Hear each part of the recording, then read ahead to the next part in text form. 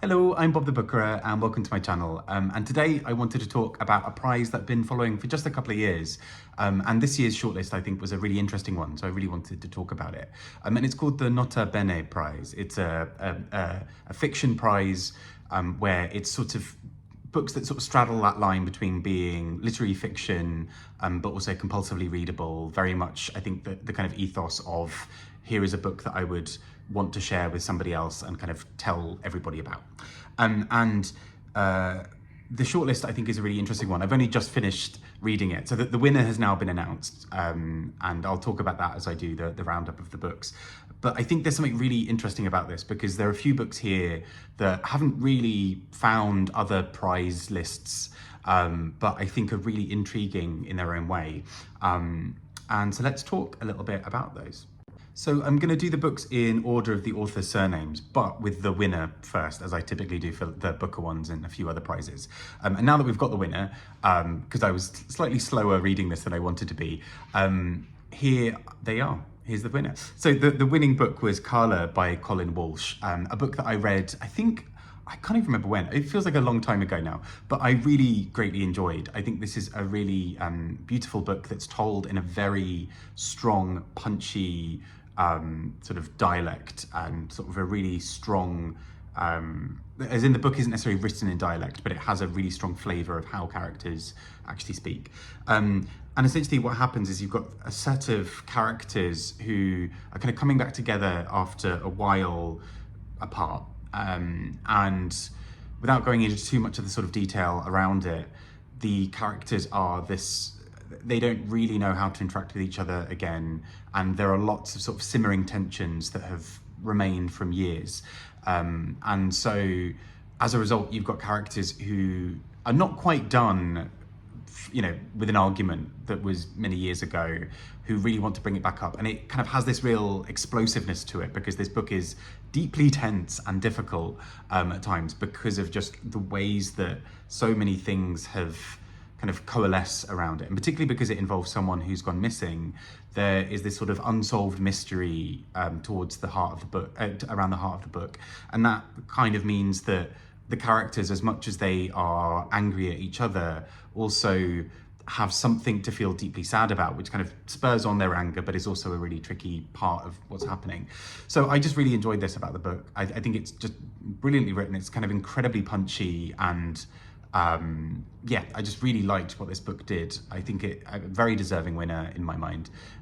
It's a book that I gave 5 stars to at the time because I just think it's a really forceful and kind of powerful piece of writing, and I really liked it. Next up, we have Disturbance by Jenna, Clake. And I covered this recently in a weekly reads, but this book is, hello there. This book is it's a sort of wild book where essentially a few young women dealing with the kind of after effects of various sort of traumas and various complicated relationships and things in their lives essentially turn to witchcraft, I guess is probably the best word for it, but it's kind of casting spells in some capacity. And particularly the spells that they're casting are, the kind of, I suppose sort of maybe like Wiccan kind of style thing of, you collect a few things, you say a few words, you maybe burn some kind of item or some kind of herb and sort of incant a spell from there. But what I think is really effective about this book is there's a kind of uncertainty for our sort of main character who doesn't quite understand at first what she's doing. She kind of does some of the spells wrong, but there's a real deep-seated difficulty there. And I think the book kind of starts to talk about this a lot in terms of, we often think that there's a nice easy solution to some of our problems, that we can cast a spell that might, make an ex never talk to us again, or that might remove someone's toxic energy from our life or whatever. But actually the deep work that has to go into it is much bigger. And I think the book pokes at that and makes us sort of realize that a lot of the conversations in the book, where characters are sort of like, well, no, I can just do this, forget him, he's toxic, he's gone now, actually these things can really linger. And so it's really important that there's something going on there where you're actually dealing with the problem and not just wishing it away, which to some degree is what some of the spells in the book end up looking like. And so I think this is really, really well done, a really punchy book that is just, relatively short. It's about 200 pages or so, but I really like what it does, particularly with picking up the little elements of general dissatisfaction or tension or whatever else in the book. Next up, I read Talking at Night by Claire Daverley. So this is sort of a book in many ways, but not necessarily star-crossed lovers, but kind of to some degree within that edge. So we've got two characters who are sort of, start going out and really fancy each other when they're young teenagers. And essentially a big traumatic and dramatic event happens that makes it very difficult for them to see each other the same way. And both of them go on to live entirely different lives, but still very much think of each other. And it's one of those things where, everybody in their friendship groups or their family is like, hey, oh, hello again there, brother. You all right? There we go. Just going for a little walk. Everyone in their family and friendship groups is all sort of, they're all saying things like, well, what about them? Or I really liked it when you were with XYZ. How you feel? There we go. You're right there, Chili. Okay. I really liked it when you were with them. Why don't, but then their lives change. One of them, there's a marriage and that's not a particularly happy marriage. And we start to wonder, is the marriage not happy because these two people aren't right for each other? Is the marriage unhappy because, she's still thinking about Will? Is the marriage unhappy for both of those reasons together? Or is it actually as well that she got with somebody just to negate the kind of feeling of having been with this guy before? So the book kind of plays around quite a lot with that, and I think it's really, although it's a kind of more standard plot, I guess, in that sort of sense, it kind of calls on sort of some of those typical things. It is just really beautifully done. I think it was just a really fun read, and without spoiling anything towards sort of the end of the book, I think the book tries to reconcile some of the complications that go into those sort of niggling feelings that you can have where there's somebody, the kind of what if scenarios that I think can kind of plague and kind of haunt people to a large degree. Next up, we have Rosewater by Liv Little. And this is a book that deals essentially with, there's a bit of a trend for this at the moment, and I think for good reason, because of just where people are generally. But there's a strong sense of sort of ennui that goes through this book, of kind of everyday sort of struggling to make ends meet, kind of being promised this big life of, you work hard, you go to university, you do all these things, you get a good job, you can kind of have security for yourself. And actually that doesn't really play out for many people. And particularly for our character in this book, Elsie, who is really struggling to kind of compute sort of what she wants to do and where she is. She's kind of a little bit lost, a kind of almost quarter-life crisis. Just nothing seems to be really working. She has a string of sort of relationships or dates that aren't really going anywhere. She's in jobs that aren't particularly exciting her, and lots of other things around that as well. So it's a really, I think, a really well done book for a lot of those things. It's a very compulsively readable book, and it really tackles that sense of ennui. And although I found it a little bit kind of tropey at times, I still think the way this book handles particularly kind of queerness and how that kind of intersects with some of the things, how it plays with some of the ideas of wanting to be a writer or to make your mark in the world. I think this book does really, really well. And yeah, it's kind of just a very fun, compulsive read, I think, as well.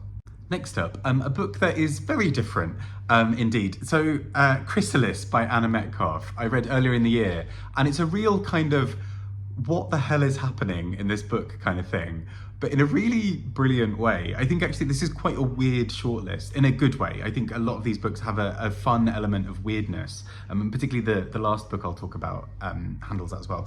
But essentially Chrysalis deals with somebody who is a bodybuilder, and the book has this slightly oddly ironic, detached tone to it that I found really engaging. It's weird, it's wonderful, but essentially our main character Elliot is just at the gym. He encounters this woman who is essentially a bit of a mystery to him because she just starts to really sort of become sort of intricately involved in his life. But she basically has this goal where she compulsively is trying to become bigger and stronger. She's looking at magazines of bodybuilder physique, and it almost feels slightly Kafkaesque in some ways, and I can't fully put my finger on why, because I think there's almost something so absurd about the way that some of this book is done. She's almost this sort of machine character of being so dead set on becoming bigger and stronger, and it takes these sort of fanciful leaps where, you know, these sort of slightly wild things happen. But all of this, I think, comes together. I think what also kind of helps make that thing really work is there's a kind of sort of logic and kind of reason to the madness, as it were, that this book kind of adds in towards the end about how she sees her life, and the reasons that she has for wanting to be stronger and be this kind of machine as well. And so this book is, and because of the sort of detached tone as well, because we're watching somebody watch her, and the man who's watching her is in some ways in a really weird part in his life, the book has this very strange kind of tone that I loved. I just thought it was so silly. It's so, but like, whilst also being incredibly serious. It's a book that tackles this in a really important way, but I think is so funny. Because we're watching as this woman is compulsively trying to become bigger and stronger and take part in competitions and just be untouchable in some way. And as a result, we kind of get to watch these two very strange characters sort of orbit around each other.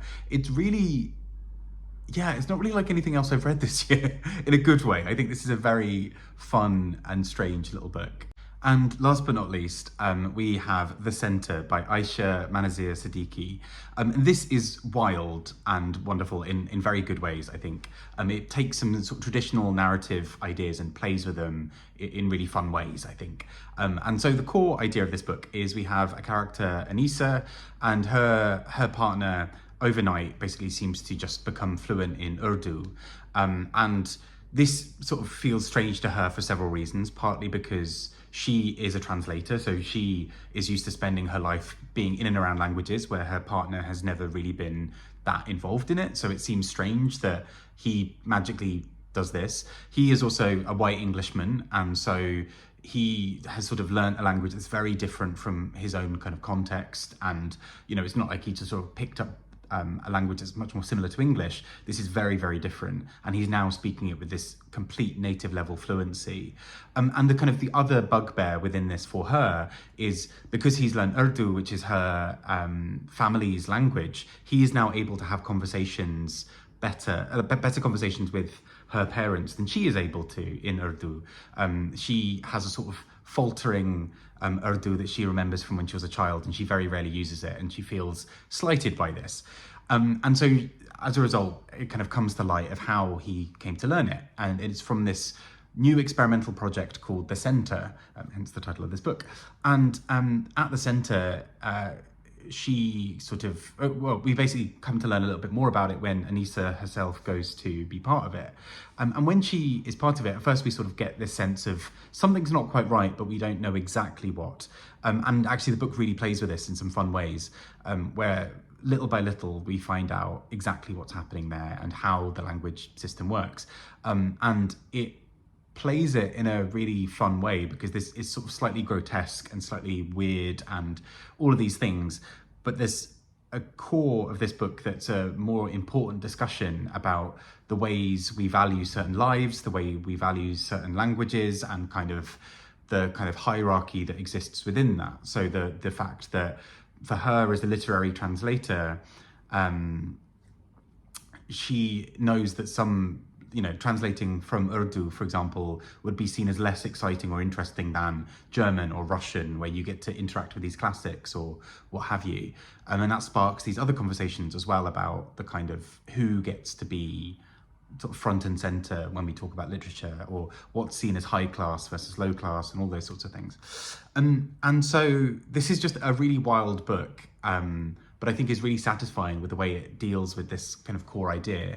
And particularly when sort of various reveals happen, I think the book uses them to really explore some really great conversations as well about the value of lives and the value of kind of, you know, what kind of privileges or abilities people with money or people in certain parts of the world have to be able to kind of keep buying kind of cultural and social cachet that other people don't necessarily have as well. So those are the 6 books that were shortlisted for this prize. Like I mentioned, the winner has already been announced. So Carla has already been announced as a winner. And I think this is a great choice. It's probably my favorite of the list, but I also think this is a really strong set of books. This is, I think, a really exciting thing for how sort of more mainstream, I guess, fiction. Mainstream is it's a word that doesn't always mean anything, but books that kind of are very accessible and much more kind of readable books that can also deal with really complex issues. And I think that is a kind of counterpoint to sometimes what's seen as a more kind of elite or kind of snobbish sense of what literature is and can be. These books, all within them, contain really interesting discussions about kind of the state of the world and various other things, various kind of interpersonal things, various ways that people interact with each other. And I think this is a really strong set of books, and so I really enjoyed reading them. I'm really glad that, I think when the shortlist had been announced, I think I'd already read 3 of them, and actually it's been such a joy to read the other 3 and get a sense of what's happening in them. Like I mentioned, a really odd mix of books in the sense of books like Chrysalis that are so wild and out there, a book like Disturbance that really deals with some of those the kind of witchier, spookier elements, and just apart from that, just really good compulsive reading. So if any of these sound like they'd be of interest to you, please do check them out. And yeah, let's wait till next year to see another sort of shortlist from Nota Bene as well. Take care and speak to you all soon. Bye bye.